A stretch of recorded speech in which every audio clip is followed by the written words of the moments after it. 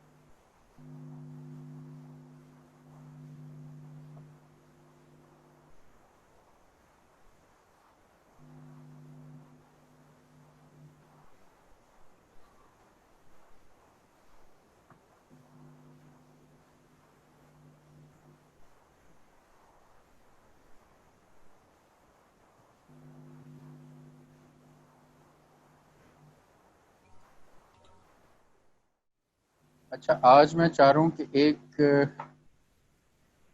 بات میں آپ کی امشاق میں نوٹ کر رہا تھا، اس کے لیے بھی ایک گلیہ جو ہے اس کو سامنے رکھا گیا ہے. اگر آپ لوگوں کے پاس ڈیوائسز ہیں آپ لوگوں کی اور آپ اس پہ ٹائم نوٹ کر سکتے ہیں اسٹاپ واچ پہ، از اٹ پاسبل؟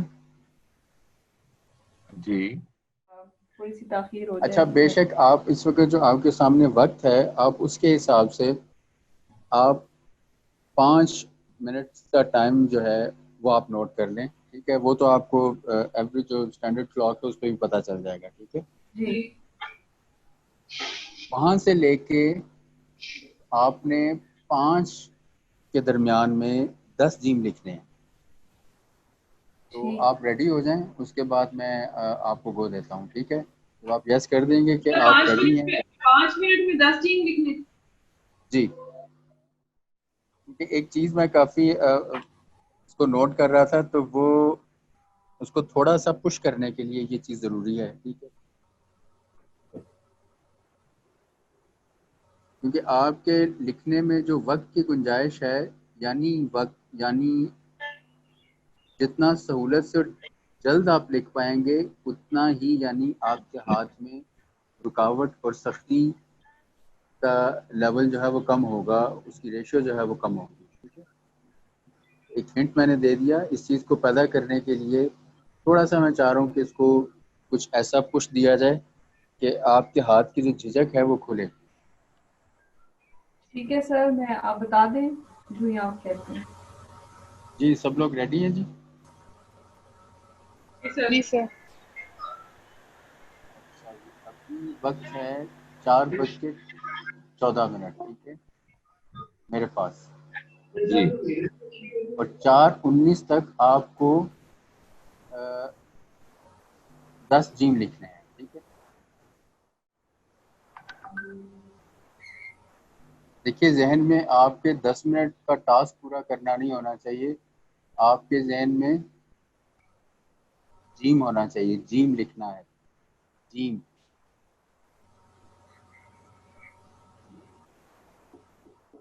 سر مجھے پوچھ رہے؟ جی جی سر یہ ایسے کنٹینیوس لکھنے سے نا مجھے لگا کہ کافی بہتر اس کی فارمیشن بن رہی ہے. جب ہم تھوڑا پہلے ریلیکس ہو کے لکھ رہے تھے نا، 4-5 لکھے یا لکھے تو وہ ہر جیم فرق بن رہا تھا. اب ایک ہی فلو میں لکھا ہے تو سارے کافی صحیح فارمیشن بنی، ایک جیسی بنی. یہ جو ابھی آپ نے ایک اس کو ٹائم لمیٹیشن دے کے لکھا ہے، اس آپ کی اس کاوش میں اور جو اس سے پہلے آپ مشق کر رہی تھی، اس میں آپ کو کوئی ڈفرینس لگا؟ اور کیا ڈفرینس لگا؟ کیا فرق محسوس ہوا؟ فلو آیا ہے جی، روانی آئی ہے بس. سرپرائزنگلی بہتر بنی ہے. چیز میں چاہ رہا تھا اور اسی چیز سے روشناس کروانا. اس کو دوسرے لفظوں میں نے گزشتہ جو ہماری نشستیں تھیں ان میں اس نقطے کو آپ تک پہنچایا تھا کہ کس طرح سے آپ نے جو نستعلی کے ایرانی اور علم خط کی جو بنیادی خصوصیت ہے اس کو لکھنا، ٹھیک، اس کو سہولت سے لکھنا، یعنی کہ اس کو فی البدی لکھنا، اسپونٹینیسلی لکھنا بنیادی طور پہ علم خط کا وصف ہے. خصوصیت کا پہلو اس لیے اپنایا گیا کہ اس میں جمالیات کو زیادہ سے زیادہ نکھارا جائے، ایک خطاط اپنے علم کا اظہار زیادہ بہتر طریقے سے کرے، وہ اس کی نوک پلک کو اس حد تک خصوصیت کے ساتھ لکھے کہ اس کے تکنیکی، اس کے جمالیاتی معیار زیادہ نکھر کے سامنے آئے.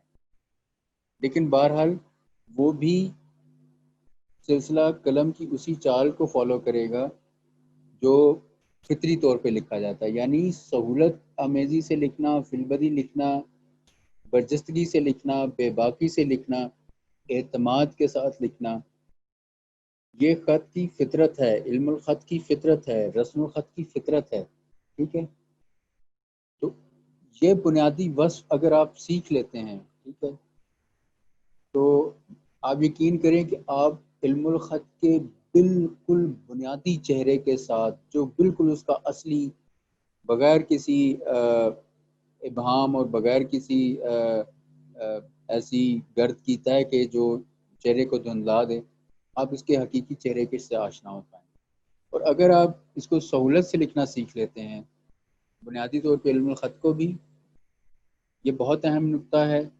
یہ جہاں آپ کے پاس آپ کی امشاق کی ہونی چاہیے تو ساتھ ہی ایک پینسل اور ایک نوٹ بک بھی اپنے لیے واجب کر لیں. اور یہ میری جتنی بھی گفتگو ہے آپ کے ساتھ، یہ یقین کریں کہ یہ میں کوشش کرتا ہوں آپ کے لیے میں جتنا بلند سے بلند اس کا جو ذہنی معیار ہے وہ رکھ کے بات کروں اور آپ لوگوں تک ایک ایسی بات پہنچاؤں جو اس کو انٹلیکچولی کیری کرنے میں آپ کے لیے مددگار ثابت ہو. اور آپ اس درجے سے نیچے آ کے، کیونکہ اس کے انٹلیکچوئل چہرے سے جب تک آپ روشناس نہیں ہوں گے، آپ کی آشنائی نہیں ہوگی، تو وہ چیز مشق میں نظر نہیں آئے گی. ٹھیک ہے، تو وہ جو اس کا ایک بہت دانشورانہ قد ہے، اس کی عملی کام کا دار و مدار اس کے فلسفے، اس کے نظریے پہ ہے.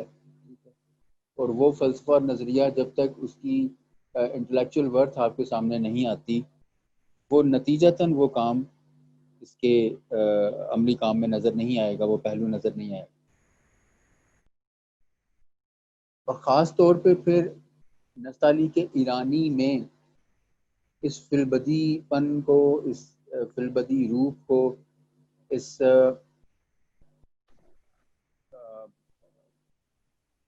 برجستگی کو، بے باکی تھوڑا سا یعنی کہ ایک ایسا لفظ ہے جس کی ٹانگیں دونوں طرف ہیں، اس کو مثبت میں بھی استعمال کیا جاتا ہے، منفی میں. تو بہرحال ہم ایک مشکوک لفظ کی بجائے ایک زیادہ خوبصورت، زیادہ اچھی جو ہمارے پاس آپشن ہو سکتی ہے کہ آپ اعتماد کے ساتھ لکھیں، مطمئن دل کے ساتھ لکھیں. اطمینان اس دل میں ہوتا ہے جس کے سامنے کسی چیز کی انٹلیکچوئل ورتھ جو ہے وہ واضح ہوتی ہے، وہ اس کے سروقت سے آگاہ ہوتا ہے. ٹھیک ہے، تب جا کے دل میں ایسا اطمینان اترتا ہے کہ پھر وہ اطمینان آپ کے قلم سے بھی نظر آتا ہے. یہ جو آپ نے یک بارگی صفا کا ذکر کیا، اس کا تعلق آپ کے اسی اعتماد کے ساتھ ہے، اسی سکون دل کے ساتھ ہے. اعتماد ہوگا تو دل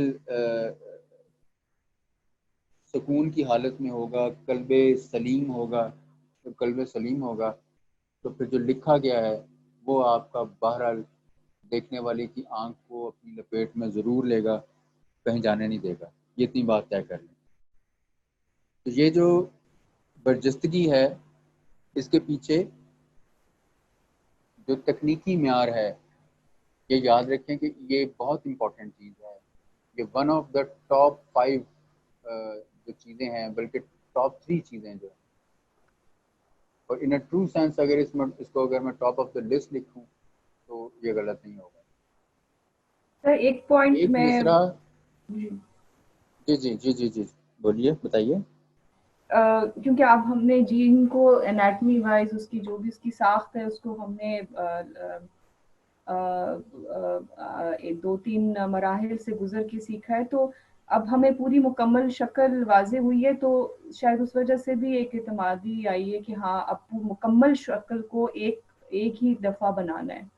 تو وہ جی جو یہ ٹھہراؤ چیز تھا وہ کافی اس کے اوپر انسان پھر قابو پا لیتا ہے کہ اب ہم نے شروع سے لے کے آخر تک بنانا ہے.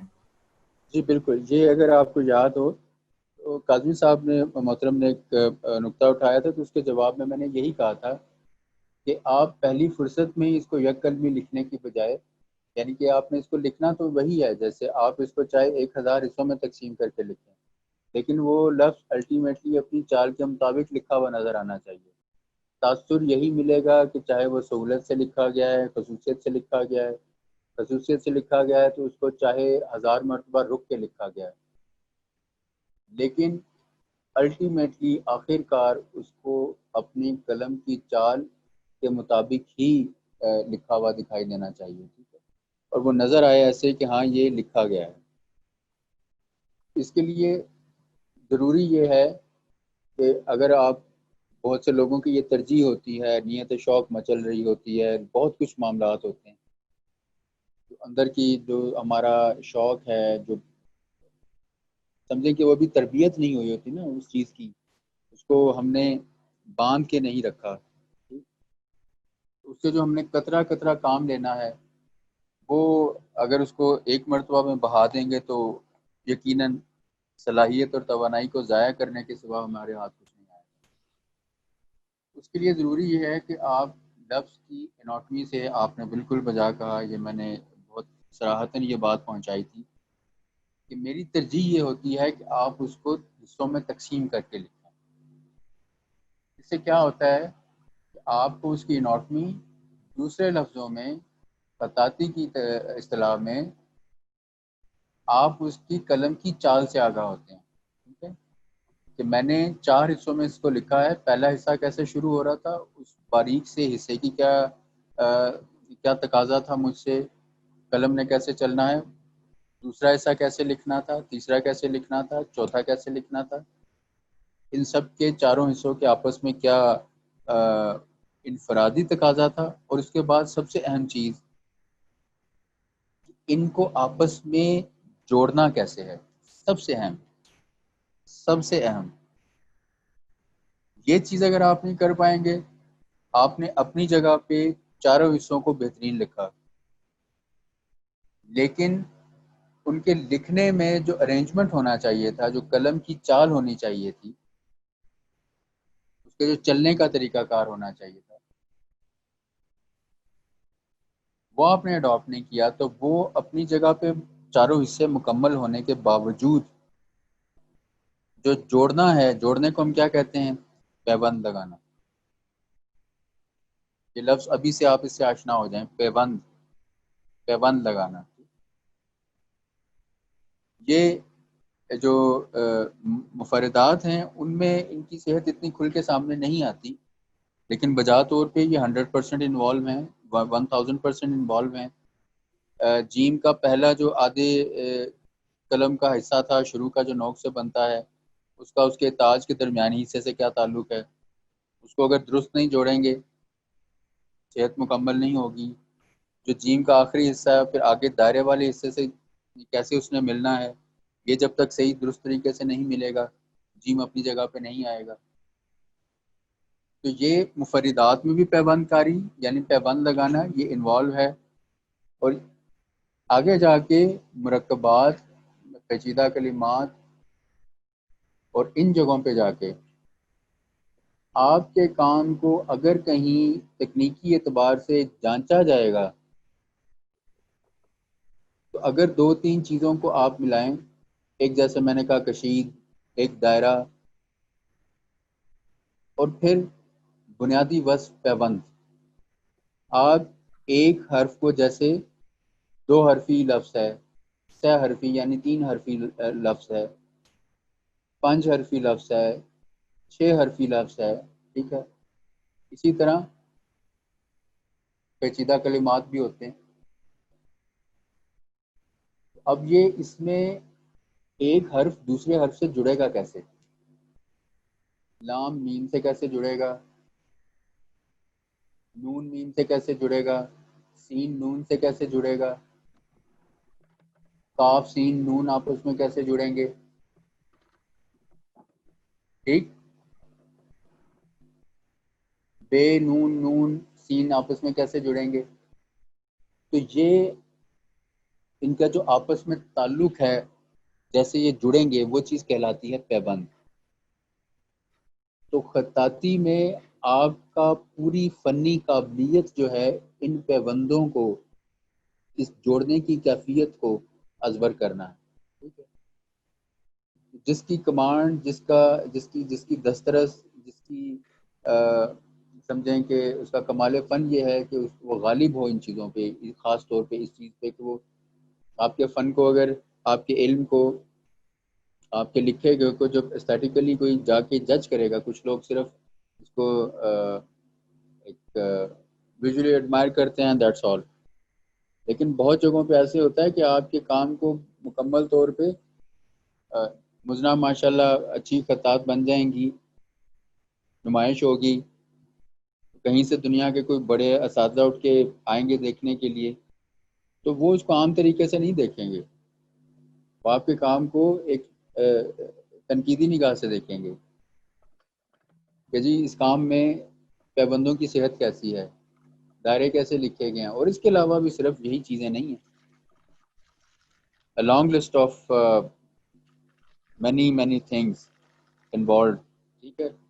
ایک ایک چیز کو دیکھا جائے گا، تولا جائے گا، لیکن جو سر فہرست 2-3 چیزیں ہیں خاص طور پہ نستعلیق ایرانی کے حوالے سے. اس لیے اس قلم کی چال پہ آپ کو پیبندوں کی صحت اگر درست ہوگی بات بن جائے گی. تو یہاں پہ آپ نے صرف پیبند کو نبھانا، اب پیبند کو نبھانے کی آپ نے پیبند بھی سیکھ لیا. اب ہو یہی رہا تھا،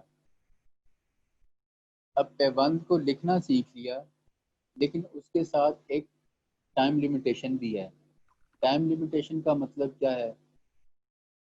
آپ کے ہاتھ میں حصے لطافت کتنی ہے، سختی جتنی زیادہ ہوگی، احتیاط بدرجہ خوف، ٹھیک ہے، جتنا حواس پہ حاوی ہوگا اتنا ہی ہاتھ رک کے لکھے گا. مینس میں نے اگر ایک پیبند کو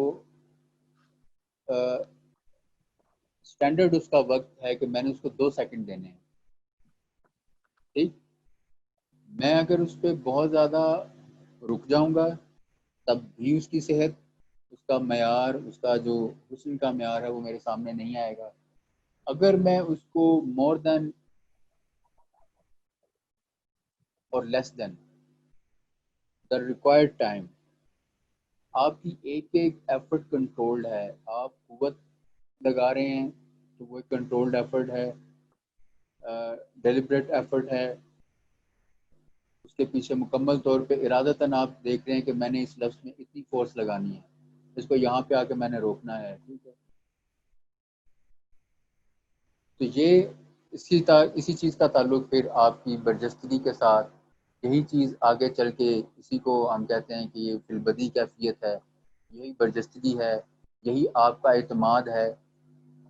اور یہی چیز ایک لفظ میں جا کے سمو جاتی ہے، اس کو کہتے ہیں، یا دو لفظوں کا جو مجموعہ ہے، صفائے خط. ٹھیک. اور مولانا روم نے اس پورے کلیے کو اپنے شعر کے ایک مصرعے میں بند کر دیا ہے کہ صفائے خط از صفائے دل. آپ کا دل جتنا مستحکم ہوگا، روحانی طور پہ مستحکم ہوگا، جس حوالے سے بھی اس کی تربیت ہونی چاہیے علم الخط کے حوالے سے، اگر یہ اس چیز کو فالو کر رہا ہے، پیروی کر رہا ہے، سکون کی حالت میں ہے، آئے گا. اگر آپ کلن اس چیز کی پیروی کریں گے تو یہ حتماً اور لازماً اور واجب طور پہ آئے گا. یہ سکون کی کیفیت میں واجب ہے کہ آئے. ٹھیک. پانی کو کسی برتن میں ڈالیں گے تو یہ پھر اس پہ واجب ہو جاتا ہے کہ وہ اسی شکل میں آئے گا جس شکل میں اسے اس برتن میں انڈیلا گیا ہے. تو ہم اپنے آپ کو بھی پانی کریں، ٹھیک ہے، اور دوات میں انڈیلیں خود کو، اور سیاہی بن جائیں اور آ کے صفحے پہ بکھریں، پھر دیکھیں کیا ہوتا ہے. تو یہ اعتماد تب ہے جب آپ اس کی انٹلیکچوئل ورتھ سے آگاہ ہوں گے، کہ علمی کیفیت آپ کے سامنے واضح ہوگی. اسی لیے میں نے آج کافی دنوں سے میں نوٹ کر رہا تھا، میں نے اس پوائنٹ کو آپ کو توجہ بھی دلائی، لیکن چونکہ شروع میں ہے، اب اسٹیمنا نہیں ہے، بہت سی چیزوں کو سائملٹینیسلی دیکھنا ہوتا ہے، آہستہ آہستہ معاملہ آگے بڑھ رہا ہے. انشاءاللہ یہ ابھی تو کچھ بھی نہیں، آپ نے 2 ماہ گزارے ہیں، 3 ماہ گزارے ہیں، تو 3 months آر نتھنگ، ٹھیک ہے، لیکن ہیں بھی یہ، اس کو کچھ بھی نہیں سمجھیں اور بہت کچھ سمجھیں. انہی 3 مہینوں میں آپ نے خود کو اس قابل بھی کیا کہ آپ ایک دروازہ کھول کے ایک ایسی دنیا کے اندر اپنا قدم داخل کریں، ٹھیک، جو اس سے پہلے آپ پہ واضح نہیں تھی. ٹھیک. اور اس ایک دروازے کے پیچھے کیا کچھ ہے، یہ اپنا سفر بس آپ جاری رکھیں، یہاں سے پلٹیے گا مت. ٹھیک ہے. تو یہ دروازہ کھولنا کسی کو نصیب ہوتا ہے، یہاں سے پلٹیے گا مت، آگے اپنا سفر جاری رکھیے گا. تو انشاءاللہ پھر دیکھیے گا کہ کیا کیا کچھ آپ کا منتظر ہے. ٹھیک. ان 3 مہینوں میں اس کے لیے اللہ کا شکر ادا کریں کہ آپ کو توفیق ملی، آپ نے ایسی چیز کی طرف اپنی پیش قدمی کی جو بالکل توفیق الہی سے، جس کی طرف قدم بڑھانا انسان کو نصیب ہوتا ہے. ٹھیک ہے. دوسری بات، لیکن یہ بھی سمجھیں کہ ابھی یہ ابتدائی قدم ہے. اگر میں ان 3 مہینوں کو یہ سمجھ کے کہ بس میں نے دروازہ کھولنا تھا کھول لیا، اب آگے کا سفر مجھے نہیں کرنا، تو یہ قابل افسوس بات ہوگی، اور میرے خیال میں یہ نہیں ہوگا انشاءاللہ. تو بھلے کہیں بھی جائیں، دنیا کے کسی کونے سے بھی سیکھیں، اس علم کا دامن آپ نے نہیں چھوڑنا. ٹھیک. ضروری نہیں کہ ساجد عباس نقوی کے سامنے ہی بیٹھ کے، ٹھیک ہے، وہ آپ نے کوشاچی بنے، جہاں سے بھی آپ کو علم ملتا ہے، لیکن اس کا بہرحال ایک آرڈر ضرور ہونا چاہیے. ٹھیک ہے. انسان پہلے اپنے انٹلیکٹ کی، اپنی اس کی آبیاری کرے. بہت سی گتھیاں ہیں، ہم باتوں میں چلے جائیں، محض گفتگو نہیں ہے بہرحال یہ، لیکن اس میں اگر ہم لفظوں کو پھیلاتے چلے جائیں تو وقت کا دامن جو ہے وہ بہت مختصر محسوس ہوتا ہے اس کے مقابلے.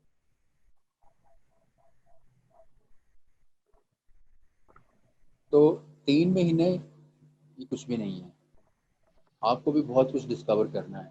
تو یہ انشاءاللہ اسٹیمنا آئے گا ہاتھ میں. بہت چیز ابھی اپنے جو مشقیں ہیں ان کو آپ نے بڑی ترتیب وار رکھنا ہے. ٹھیک ہے. وقتاً فوقتاً پہلی مشقوں کو آپ نے بہت دیکھنا نہیں ہے، ویژولی اس کو بہت زیادہ جج نہیں کرنا. کیونکہ وہ آنکھوں کو متاثر کرتی ہے چیز، ٹھیک ہے. پھر آپ کو بیک گیئر لگ جاتا ہے تھوڑا سا. جیسے کمپیوٹر میں ریسٹور پوائنٹ ہوتا ہے نا، تو وہ ایک دم سے لاشعور میں سے پرانے ایکس نکل کے سامنے آنا شروع ہو جاتے ہیں. تو اس لیے اپنی تربیت کے دوران میں آپ نے برے خط کو نہیں دیکھنا. اپنے ابتدائی خط کو بس اس حوالے سے دیکھیں کہ ہاں اس میں بہتری آ رہی ہے کہ نہیں آ رہی. ٹھیک ہے، بہتری آپ کو لامحالہ نظر آئے. تو ساتھ ساتھ جناب آپ کی حکایات کا بھی شکر گزار ہونا چاہیے ہمیں. جی میں کہا آپ کی حکایات کا بھی شکر گزار ہیں ہم. جی، میں اگر کسی قابل ہو سک رہا ہوں، میں تو اپنی ایک بہت ادنا سی خدمت آپ لوگوں کے ساتھ میری جاری و ساری ہے. تو یہ نہیں اگر آپ واقعی کے کسی کام آ سکے تو آپ میرے لیے بس دعائے خیر کیجیے گا. آپ نہیں لوگوں کی جناب، یہ دلی. تو مجھے جی جی آج بڑی اس بات کی خوشی ہے کہ ہمیں آپ سے سیکھنے کا موقع مل رہا ہے. جی، میں بہت جاہل آدمی ہوں، کم علم آدمی ہوں. آپ کی طرح فقط ایک طالب علم ہوں. آپ کی طرح فقط ایک طالب علم ہوں. یہ صرف کہنے کی بات نہیں ہے. تو مجھے کبھی بھی کسی قسم کا زوم نہیں رہا، میں کبھی کسی غلط فہمی کا شکار نہیں رہا. آپ کی طرح ایک متلاشی ہوں کہ ایک دروازے کے بعد دوسرا دروازہ ہے، دوسرے کے بعد تیسرا ہے. تو ہاں، وہ نیت شوق نہیں ٹھہر رہی. ٹھیک ہے، وہ بس چاہ رہی ہے کہ چلتے جائیں چلتے جائیں چلتے جائیں. یہ ہے کہ اس سفر کی خوبصورتی ایسی ہے.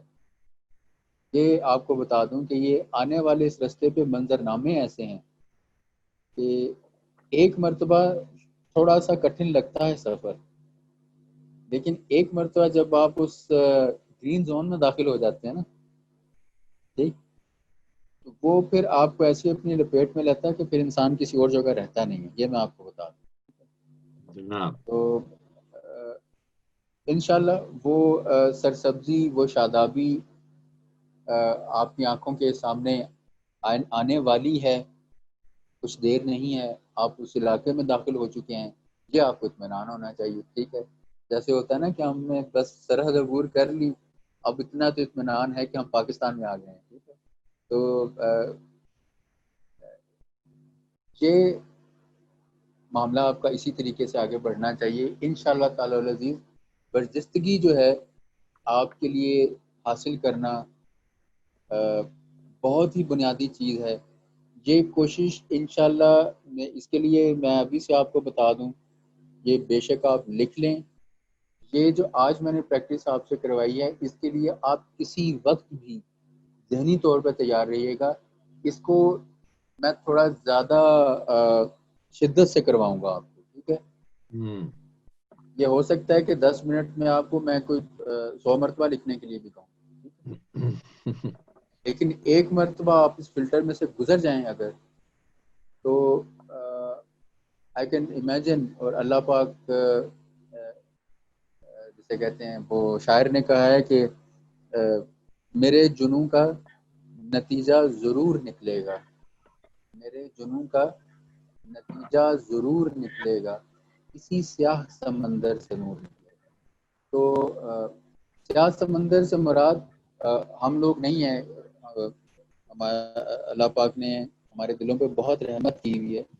ہمارے دلوں میں اپنا نور بھی عطا کیا ہے ہمیں.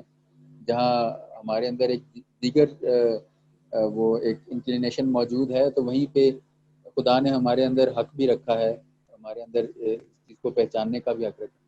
سیاہ سمندر سے مراد کہ ہم جہاں پہ ہمارے یہ وجود خاکی زندگی گزار رہا ہے، ہم زندگی گزار رہے ہیں، ہمارے ارد گرد چیزیں ایسی ہیں جو اس نور کے اوپر اپنا اثر دکھا دیتی ہیں. یہ قرآن پاک کے بھی الفاظ ہیں کہ گناہ جو ہے، if I'm not wrong، تو یہ آیت کا ترجمہ تھا یا میں کوئی حدیث پڑھ رہا تھا، تو یہ تبرکن آپ کے ساتھ ایک سیاہ نقطے کی طرح ہے.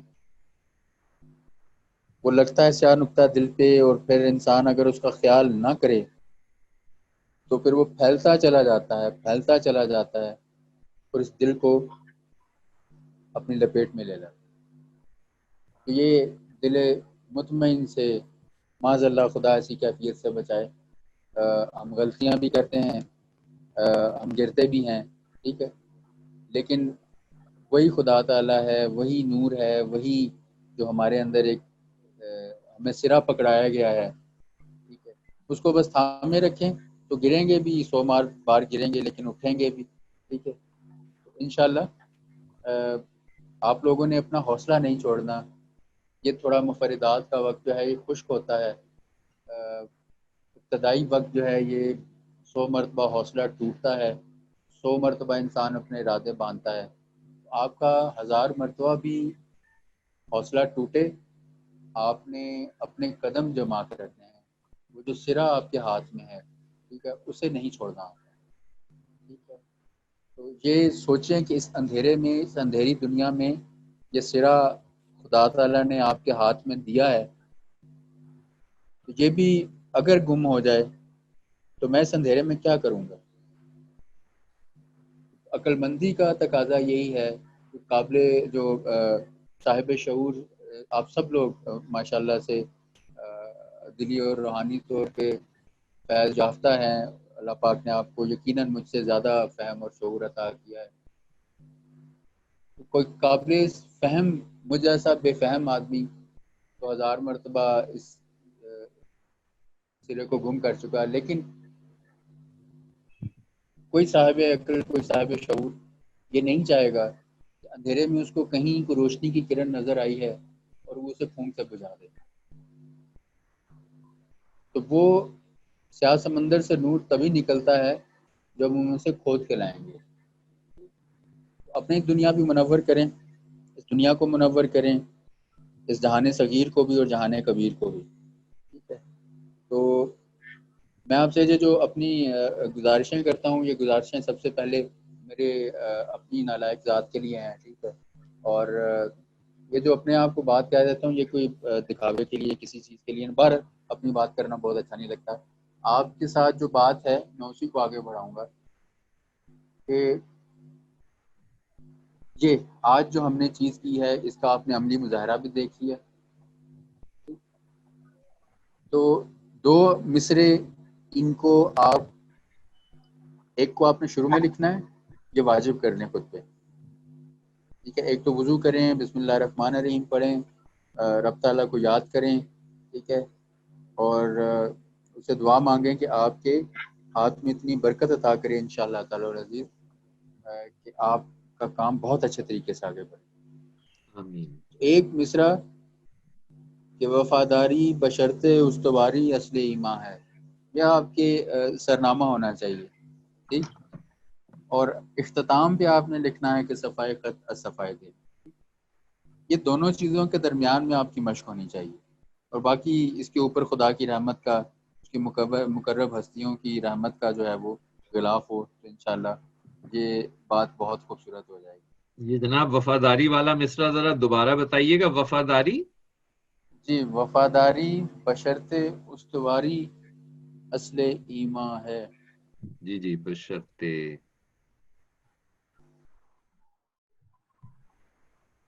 اچھا، ہمارے پاس کچھ وقت ہے. اب یہ ہے کہ اب ہماری ملاقات عید کی چھٹیوں کے بعد ہوگی، تو جو بھی کیفیت بنے گی عید کے حوالے سے، اس کے بعد پھر یہ اس وقت تک آپ اپنی اسی مشق کو جاری رکھیے انشاءاللہ تعالی العزیز، ٹھیک ہے. اور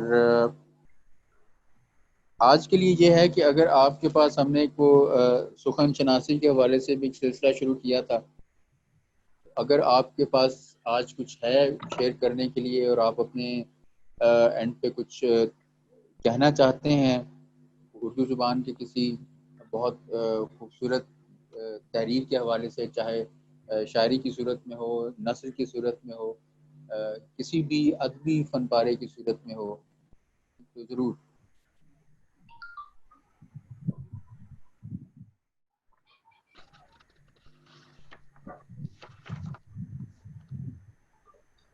جناب مجھے تو پچھلے کئی دنوں سے جگر صاحب کی غزل ہے جو بہت، اس کے مختلف اشعار کے جو ہیں وہ یہ اپنی جو ہم کوشش کر رہے ہیں اس کے مختلف پہلوؤں میں وہ اشعار نظر آتے ہیں. جی وہ ان کی غزل ہے نا جناب کہ یہ یہ ہے میں کدا یہاں رند ہے، یہاں سب کا ساقی امام ہے، یہ حرم نہیں ہے اے شیخ جی یہاں پارسائی حرام ہے. جی جی وہ جو غزل ہے ان کی اس کے میں نے کل بھی کسی اور سلسلے میں یہ شعر پڑھا تھا، وہ اور بلکہ میں مزنا سے شیئر کر رہا تھا اسے کہ وہ نہ حرم میں نہ کلیسا میں نہ بت خانے میں چین ملتا ہے تو ساقی تیرے میں خانے میں. میں خانے میں. واہ بہت خوب بہت خوب. یہ پوری غزل اگر عنایت ہو تو کیا بات ہو. جی میں آپ کو لکھ دوں گا. جی جی جی آئی تھنک اس میں جو ایک ہی شعر ہے کہ جو ذرا سا لوگوں کو پریشان کرتا ہے، وہ ہے کہ یعنی شراب سے ذکر کیا ہے کہ وہ اس کا پہلا مصرع مجھے ایک یاد نہیں آ رہا، لیکن وہ یہ ہے کہ جو یہاں پیو تو حرام ہے، جو وہاں پیو تو حلال ہے. یہ جناب شیخ کے فلسفے بھی عجب ہیں سارے جہاں سے، جو یہاں پیو تو حرام ہے، جو وہاں پیو تو حلال ہے. جی جی جی اس کو ظاہر ہے اگر ایک ظاہری کیفیت میں سمجھا جائے گا تو وہ کانفلکٹ ہے وہ سامنے آئے گا، لیکن اگر اس کو اس کے باطنی معنوں میں سمجھا جائے تو بہت سی باتیں سمجھ میں آ جاتی ہیں. جی جی جی اسی لیے یہاں سے بہت معاملات ہمارے سامنے آتے ہیں زبان کے حوالے سے. جی ہاں جی ہاں. بہت سے کانفلکٹس ہمارے لیکن سامنے جناب جو جو آتے ہیں. اس کا جو آخری شعر ہے نا وہ بہت ہی زبردست ہے کہ اس کائنات میں اے جگر ایک انقلاب اٹھے گا پھر، کہ بلند ہو کے بھی آدمی ابھی خواہشات کا غلام ہے. ابھی خواہشات کا غلام. بے شک بے شک بے شک بے شک بے شک. بہت درست بہت درست. بنیادی طور پہ دیکھیے یہی پیغام آشنائی ہے. یہ خطاط کا کیا کام ہے کہ وہ اسی طرح سے ایک پیغام کو سنتا ہے اور ایک میڈیم بنتا ہے. جیسے ایک شعر کو کہا گیا اب یہ کہنے کی صورت میں پہنچ رہا ہے، لیکن آپ کا تعلق اگر زبان کے ساتھ بنتا ہے تو اس زبان کے اندر جو جوہر چھپا ہوا ہے آپ اس کا میڈیم بنیں گے. سب سے پہلے یہ چیز وہی خدا کے حوالے سے ہے. پھر جو مقرب ہستیاں ہیں جناب رسالت مآب صلی اللہ علیہ وسلم کی ذات اقدس ہے، ان سے جو ان کی ذات گرامی صلی اللہ علیہ وسلم سے جو وابستہ احادیث ہیں، اقوال مبارکہ ہیں، جو ورڈ آف وزڈم ہے، وہ بنیادی طور پہ اس کے لیے آپ کو میڈیم بننا ہے. تو جب تک اس کی، جہاں ہم ابھی بات کر رہے تھے کہ اس کام کی اپنی انٹلیکچوئل ورتھ سے آپ آگاہ ہوں گے، وہیں پہ پھر جس چیز کو آپ نے پہنچانا ہے ٹھیک اس کا بھی اپنی درست پیرائے میں، آپ کے درست پیرائے میں، آپ کے ذہن اور دل میں اس کو بھی اپنی ایک جگہ آپ کو دینی پڑے گی. انشاءاللہ آپ حتماً اس چیز میں کامیاب ہوں گے. تو اس چیز پہ اگر آپ کی نظر ہوگی تو یہ آپ دیکھیے ایک خطاط کبھی بھی صرف اپنے اچھا لکھنے کی وجہ سے کامیاب خطاط نہیں بنتا. یہ اتنی سی عرض میری آپ ضرور یاد رکھیے گا. اس کا جب تک زبان سے گہرا اور خاص تعلق نہیں بنتا، زبان شناس نہیں بنے گا، زبان کی جتنی بھی اصناف ہیں، زبان کا جو جوہر ہے، زبان کا جو مادہ ہے، چاہے وہ شاعری کی صورت میں ہے، نثر کی صورت میں ہے، تاریخ کی صورت میں ہے، کسی بھی صورت میں ہے، وہ جب تک اس جوہر شناسی، اس کی وہ جوہر کو شناس نہیں کر پائے گا، پہچان نہیں پائے گا. پیغام آشنا بہت خاص لفظ ہے، پیغام آشنا. جی ٹھیک، پیغام آشنا بنیے کیونکہ آپ نے پیغام رسائی کا کام کرنا ہے. ٹھیک ہے، پیغام کی اپنی حقیقت اور اصلیت جب سے آپ پہ واضح نہیں ہوگی، جب تک تو پیغام رسائی کا کام جو ہے وہ بہتر طریقے سے نہیں ہو پائے گا. بالکل. جی آپ عظمیٰ کچھ آپ کی طرف سے؟ جی سر میں پھر وہی منیف نیازی جن کے مجھے بتایا تھا کہ پسند ہیں، ان کی ایک ہے کچھ باتیں ان کہی رہنے دو، کچھ باتیں ان کہی رہنے دو، کچھ باتیں ان سنی رہنے دو، سب باتیں دل کی کہہ دی اگر پھر باقی کیا رہ جائے گا، سب باتیں اس کی سن لی اگر پھر باقی کیا رہ جائے گا، ایک اوجھل بے کری رہنے دو، ایک رنگین ان بنی دنیا پر ایک کھڑکی ان کھلی رہنے دو. کیا بات ہے. بہت اچھا بہت اچھا بہت اچھا. تو سر یہ ہوتا ہے کہ کبھی کبھی انسان کہتا ہے کہ جی مزنا جی کہیے اس میں. وہ یہی ہے کہ کبھی انسان کہتا ہے کہ نہیں کچھ باتیں اندر ہی رہنے دو، ہر چیز مت کھول دو سب کے سامنے،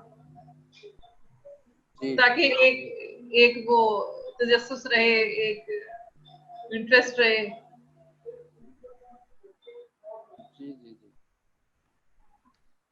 بالکل درست کہہ رہی ہیں. بہت اچھے. جی مجنا آپ کیا کہیں گی کچھ؟ کہ میرا تو اتنا ہاضمہ اچھا نہیں ہے، بھول جاتی ہوں بہت، لیکن آج ہی صبح ہی ایک پنجابی ایک سنی تھی حکایت تو مہاتما بدھ کے بارے میں، تو میں نے فوراً پھر اس کو چسپا کر دیا ایک گروپ میں بھی. تو پنجابی میں تھی کہ ایک کہانی تھی بیسکلی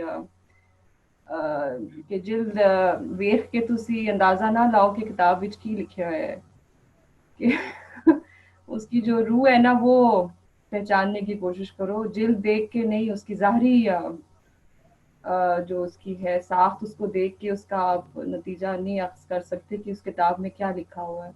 کتاب کو کھولنا ہے اور پھر اس کو پڑھنا ہے. تو کہانی کچھ اور طرح کی تھی، مطلب آپ لوگوں کو جس طرح جج کر لیتے ہیں باہر سے، ان کی ظاہری باتوں سے، ان کے رکھ رکھاؤ سے، تو ان کے بارے میں ایک رائے قائم کر لیتے ہیں، لیکن اصل میں حقیقت کچھ اور ہوتی ہے. اور وہ تبھی انسان میرا خیال ہے جان سکتا ہے جب ایک تو انسان اپنے آپ کو بھی دیکھے، اپنے اندر بھی جھانکے، اور اس کی جگہ بھی دیکھ کے محسوس کرے. لیکن آپ ایک جو ہوتا ہے نا ایک فوراً ایک تجزیہ کر لیتے ہیں کہ یہ تو ایسا ہے، یہ ایسا ہی ہوگا، وہ بڑا ایک خطرناک سی سچویشن ہے. اور میرا خیال ہے یہ ہر دور میں یہ بڑی یہ لاگو ہوتی ہے بات، اور اس سے کافی پھر سنگین حالات بھی پیدا ہو جاتے ہیں. تو یہ مہاتما بدھ کی ایک کہانی تھی. کسی یاترا پہ گئے تھے کسی گاؤں میں، تو وہاں پہ انہوں نے ڈیرا لگایا ایک گاؤں کے باہر. تو سب لوگ ان سے ملنے کے لیے گئے، تو ایک خاتون جس کا کردار اچھا نہیں تھا، تو انہوں نے ان کو کھانے پہ بلایا، تو انہوں نے اس کی دعوت قبول کر لی. لیکن لوگوں نے بڑا اعتراض کیا گاؤں کے باسی نے کہ بھئی آپ کیوں جا رہے ہیں اس عورت کے گھر، وہ کردار کی اچھی نہیں ہے. تو مہاتما بدھ نے کہا کہ اگر یہ بات ہے تو اس طرح تو پھر ہر گاؤں کا آدمی جو ہے، ہر گھر کا آدمی جو ہے، وہ اس کا کردار اچھا نہیں ہے. اگر یہ بات ہے کہ اگر اس عورت کا اچھا نہیں ہے، کیونکہ اگر اس عورت کا کردار اچھا نہیں ہے تو کس وجہ سے اچھا نہیں ہے؟ ان حضرات کی وجہ سے اچھا نہیں ہے. تو یہ بات کافی باقی لوگوں کو محسوس ہوئی. پھر آخر کار انہوں نے اس بات پہ ان سے اختلاف نہیں کیا، اور پھر انہوں نے اس کی دعوت قبول کر لی. تو بڑا یہ مطلب مشکل کام ہے، لیکن یہ کہ وقتاً فوقتاً انسان اس کو دہراتا رہے. جی بہت خوب. جی صفورہ آپ کیا کچھ شیئر کریں گی؟ کیا کہیں گی؟ جی میں نے ایک پوائنٹ شیئر کی ہے، اس پہ آپ کو نظر آ رہی ہے اسکرین پہ؟ جی صفورہ یہ بہت اچھی ہے. جی یہ مطلب ایک تو ویسے ہی مولانا رومی کی ہے. جی بالکل. تو مولانا رومی کی ہے، اور دوسرا اس کو نصرت فتح علی خان نے اور ہمایوں شجریان نے بڑا زبردست اس کا رینڈیشن کیا ہوا ہے، تو وہ اس کا پھر ایک اور ہی مطلب سرور آتا ہے. اس کے میننگ بھی بہت مطلب مجھے کافی ڈیپ لگتے ہیں.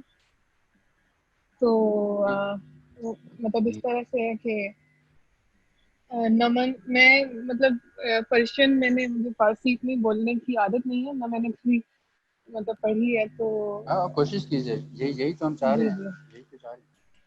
تو یہ اس طرح سے ہے کہ نمن بےہودہ گرد کوچا و بازار میں گردن، مزاغ عاشقی دارم پے دیدار میں گردم، خدایا رحم کن برمن پریشاں وار می گردم، خطا کارم گناہ کارم بحال زار می گردم، شراب شوق می نوشم بگرد یار می گردم، سخن مستانہ می گویم ولے ہوشیار می گردم، گہے خندم گہے گریم گہے افتم گہے خیزم، مسیحا در دلم پیدا و من بیمار می گردم، بیا جانا عنایت کن تو مولانا رومی را، غلام شمس تبریزم قلندر وار می گردم. اور اس کا جو ترجمہ ہے اردو میں، جس طرح پہلا اس کا شعر ہے، وہ کہتے ہیں کہ میں کوچا و بازار میں یوں ہی آوارہ اور بے وجہ نہیں گھومتا، بلکہ میں عاشقی کا ذوق و شوق رکھتا ہوں، اور یہ سب کچھ محبوب کے دیدار کے واسطے ہے. پھر وہ کہتے ہیں خدایا رحم کن برمن پریشاں وار می گردم، اے خدا مجھ پر رحم کر کہ میں پریشان حال پھرتا ہوں، خطا کار ہوں، گناہ گار ہوں، اور اپنے اس حال زار کی وجہ سے گردش میں ہوں. پھر وہ کہتے ہیں شراب شوق می نوشم بگرد یار می گردم، میں شراب شوق پیتا ہوں اور اس دوست کے گرد گھومتا ہوں. میں اگرچہ شراب شوق کی وجہ سے مستانہ وار فراہم کرتا ہوں، لیکن اس دوست کے گرد طواف ہوشیاری سے کرتا ہوں، یعنی یہ ہوش ہے کہ اس کے گرد گھوم رہا ہوں. پھر کہتے ہیں گہے خندم گہے گریم گہے افتم گہے خیزم. کہتے ہیں اس شعر میں ایک بیمار کی کیفیت بیان کی ہے جو خیم و رجا میں الجھا ہوا ہے، اور کبھی ہنستا ہوں، کبھی روتا ہوں، کبھی گرتا ہوں، کبھی اٹھ کھڑا ہوتا ہوں، اور کبھی کیفیات کو گھومنے سے تشبیہ دے رہے ہیں کہ میرے دل میں مسیحا پیدا ہو گیا اور میں بیمار اس کے گرد گھومتا ہوں، دل کو مرکز قرار دے کر اور اس میں ایک مسیحا دکھا کر بیمار اس کا طواف کرتا ہے. پھر آخر میں کہتے ہیں بیا جانا عنایت کن تو مولانا رومی را، کہ اے جانا آ جا اور مجھ رومی پر عنایت کر کہ میں شمس تبریز کا غلام ہوں اور دیدار کے واسطے قلندر وار گھوم رہا ہوں. تو یہ ہے اس کا. جی بہت خوب، بہت خوب. کہ اس کو آپ میں سے اور کون پڑھنا چاہے گا؟ بہت خوبصورت چیز ہے، اس کو آپ سب لوگوں کی توجہ اس پہ ہونی چاہیے. تو یہ مزنہ فارسی کی ماشاءاللہ بڑی اچھی اسٹوڈنٹ ہے. میرا تو تلفظ بالکل. جی میں کوشش کرتی ہوں، مجھے اتنا نظر اچھا نہیں آ رہا. من بهوده کرد کوچه بازار می کردم، مذاق عاشقی دارم پی دیدار می کردم، خدایا رحم کن بر من پریشان وار می کردم، خطاکارم گنهگارم به حال زار می کردم، شراب شوخ می نوشم بگرد یار می کردم، سخن مستانه می گویم دل هوشیار می کردم، گهی خندم گهی گریم گهی افتم گهی خیزم مسیحا در دلم پیدا و من بیمار می کردم. بیا جانا عنایت کن تو مولانای رومی را، غلام شمس تبریزم قلندروار می کردم. جی عثمان آپ بھی اس کو ذرا ٹرائی کیجیے گا. جی سر میرے تو وہ ایسا لہجہ نہیں ہوگا جیسا فارسی کا ہے. جی جیسا بھی لہجہ ہو. دیکھیے مقصد یہ ہے کہ ہم اپنی ایک پیش قدمی کر رہے ہیں تاکہ ہم ایک چیز سے آشنا ہوں. یہ بھی آپ کی مشق کا حصہ ہے. ٹھیک ہے. جیسے جہاں پہ دوسری چیزوں کے ساتھ ہم نے اپنا تعارف حاصل کیا جس سے پہلے ہم ان سے آشنا نہیں تھے, تو بالکل یہی سلسلہ یہاں پہ ہے. ہم اس کتاب کو کھولیں گے تو ہمیں معلوم ہوگا کہ اس کے اندر کیا ہے. ٹھیک ہے جی. نمن بےہودہ کردے کوچہ و بازار می گردم مذاق عاشقی وارم پہ دیدار می گردم خدایا رحم کن بر من پریشاں وار می گردم قطع کارم گناہ گارم بحال زار می گردم شراب شوق می نوشم بگر دیار می گردم سخن مستانہ می گویم دل ہوشیار می گردم گہے خندم گہے گریم گہے افتم گہے خیزم مسیحا در دلم پیدا و من بیمار می گردم بیا جانا عنایت کن تو مولانا رومی را غلام شمس تبریزم قلندر وار می گردم. آپ کہہ رہی تھی لیکن آپ نے سب سے بہتر کوشش کی میری نظر میں, کہ آپ نے جو اس کی بہر تھی تو اس کو آپ نے بہت بخوبی نبھایا. ٹھیک ہے, تھینک یو سر. مجھے ویسے حیرانی ہو رہی ہے. ایسا نہیں کہ خدا اب اس میں سفورہ نے اور جو مزنہ نے کوشش کی ماشاءاللہ بہت بہت خوبصورت, اور سفورہ کے لیے تو میں شکریہ ادا کرتا ہوں کہ ایسی خوبصورت چیز انہوں نے شیئر کی. اور اس کے بعد پھر فارسی زبان کے حوالے سے مزنہ نے بہت اچھی کوشش کی. لیکن جو چیز میرے لیے زیادہ اس میں اہم اور مہم ہے وہ کیا ہے کہ آپ نے جو اس کا خاصہ تھا, جس چیز کو بہنا چاہیے, جو اس کا بہاؤ ہے, جو اس کی موسیقیت ہے, جس کو اس کی بحر اور وزن کہتے ہیں, اس کے اوپر شعر کو پڑھنا کہنا بہت ضروری ہے. جی کاظم صاحب. جی بس صاحب میں تو یہ مزنہ صاحبہ کے بعد تو میں پھر جرت نہیں کروں گا.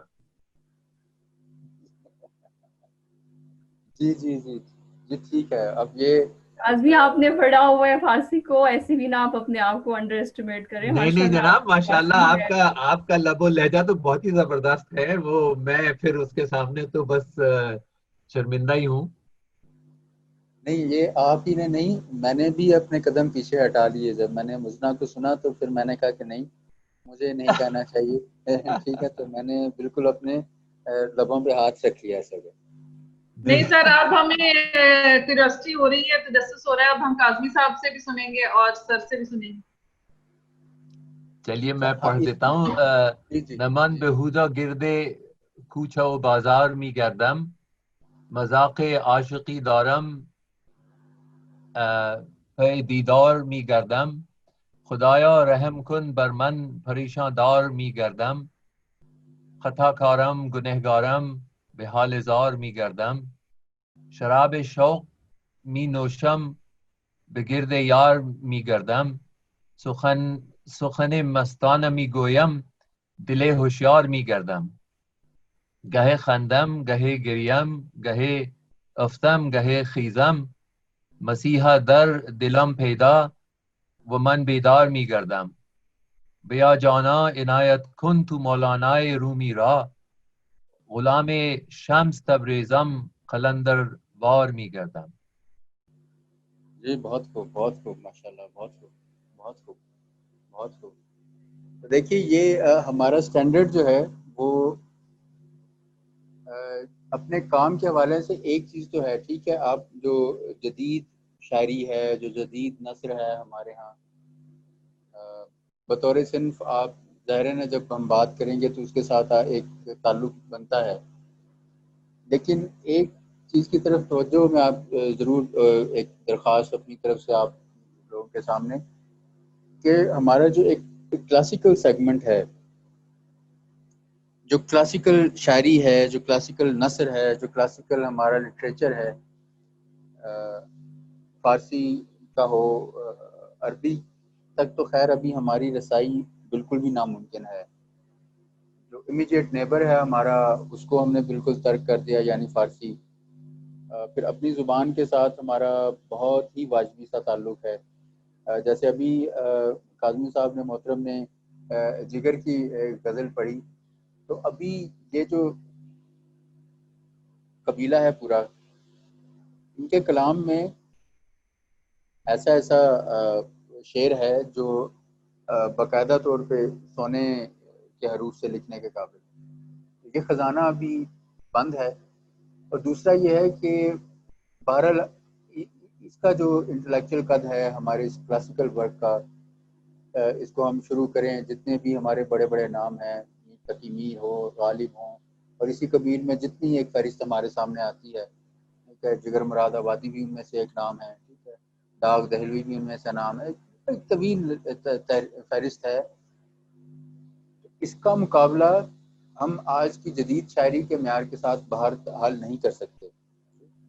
آج کے دور کے شعراء اپنی جگہ معتبر ہیں، ٹھیک ہے، ان کی اپنی بات ہے، لیکن یہ جو شعراء ہمارے ماضی میں گزر گئے، ان کی ایک بڑی یونیورسل ان کی حیثیت بن گئی ہے، بڑا ان کا ابو ایوری تھنگ یہ لوگ ہمیں نظر آتے ہیں. ٹھیک ہے، ان کے کلام کو پڑھنا شروع کیجئے.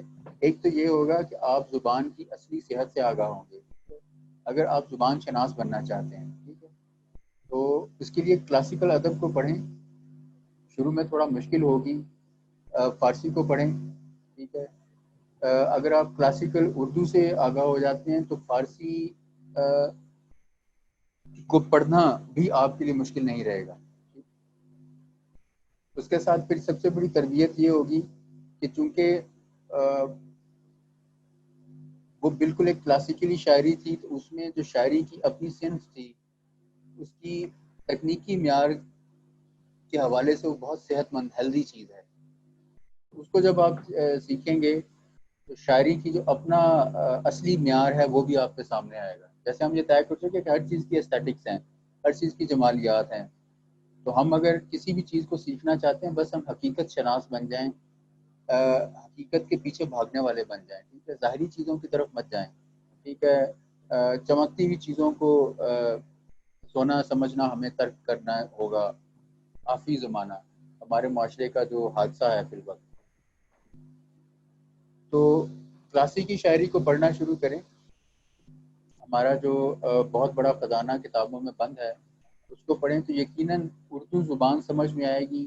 اردو زبان کیا کیا لیے ہوئے اپنے دامن میں، کیا کچھ سموئے ہوئے، کیا خزانہ اس کے اندر ہے، وہ ہمیں معلوم پڑے گا.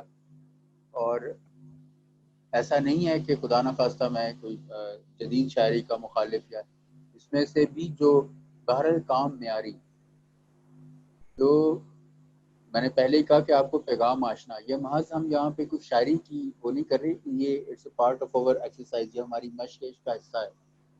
تو ہم بنیادی طور پہ پیغام آشنائی کا کام کر رہے ہیں کہ ہم پیغام آشنا بنیں. یہ جو ہمارے ارد گرد بہت سے، ہر بات کہیں بھی بات ایک پیغام ہوتی ہے، درست ہے یہ غلط ہے، یہی ہمیں طے کرنا ہے. اس کی صحت کیا ہے، یہ پیغام پہنچنے والا ہے یا نہیں ہے، یہ بنیادی طور پہ مقصد ہے ہمارا. تو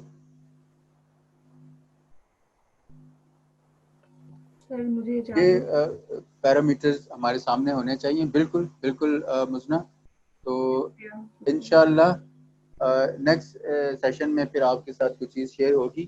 ٹھیک ہے، تو ابھی اگر کوئی سوال نہیں ہے تو انشاءاللہ تعالی العزیز پھر عید کے چھٹیوں کے بعد آپ لوگوں سے ملاقات ہوگی. اپنی دعاؤں میں یاد رکھیے گا. ٹھیک ہے، اور آپ سب لوگوں کو جی میری طرف سے بھی آپ سب کو بہت بہت جی ہاں، آپ سب کو عید مبارک. سب کو عید مبارک. خیر مبارک، خیر مبارک، عید مبارک.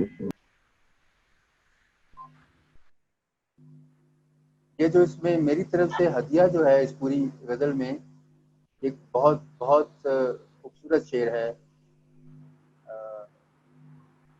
بلکہ یہ اس میں ایک تھوڑا سا کہنے میں بھی غلطی ہوئی، اس کے ساتھ پھر اجازت چاہوں گا کہ شراب شوق می نوشم بگرد یار می گردم، سخن مستانه می گویم بلے ہوشیار می گویم بلے ہوشیار می گردم. یہ ولے ہے، دلے نہیں ہے.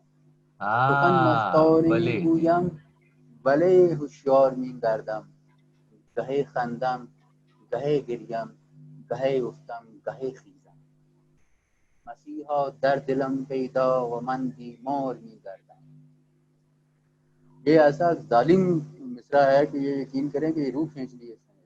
جی جی گہے خندم گہے گریم گہے افتم گہے خیزم، اور یہ مسیحا والا در مصرع دلم پیدا جی ہاں مسیحا در دلم پیدا و من بیمار می گردم. میرا مسیحا میرے دل میں ہے اور میں بیمار پھر رہا ہوں. تو من عرف نفسہ فقط عرف ربہ. آپ سب لوگوں کے لیے دعا، آپ کے خاندان، آپ کے اہل و عیال، آپ کے بچوں کے لیے، آپ کے لیے صحت سلامتی خیر رحمت کی دعا، اس امید کے ساتھ کہ آپ یہی دعا میرے اہل خانہ، میرے لیے، میرے بچوں اور میرے خاندان کے لیے